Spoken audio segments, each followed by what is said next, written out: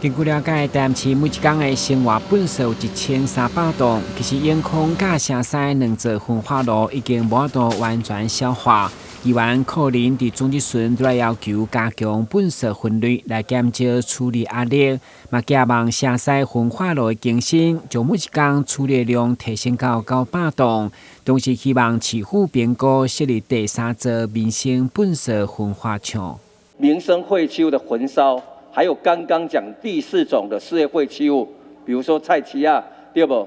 非都市的一个工业区、都市工业区里面的这些事业废弃物的焚烧量够不够？不够，还是不够。所以你认为有没有必要去设立第3座民生垃圾焚化厂的可行性？你有评估？长远来看，确实以目前的状况，成基加永康还不足以处理现在刚刚议员提到这些废弃物，但确实是有这个需要再新建。市长，民生废弃物、事业废弃物同步的一个增加的过程当中，我们的2个焚化炉有不足的一个现象，所以你可能必须开始评估设立第3座焚化厂的可行性，好不好？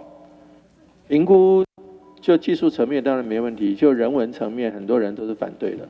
除了一般本色处理危机，过去小型港口开发因为无强制设立焚化炉，造成树叶废弃物的处理嘛开始出现问题。议员可能进一步针对港区树叶废弃物的处理环节进行检讨，发现其实中央甲市政府所开发的工业区，拢一定会当家己处理焚烧。这个就是都市计划工区加非都市计划工区的定种建筑用地出现状况，需要求环保局追踪立管。台湾新闻军志林根采访报道。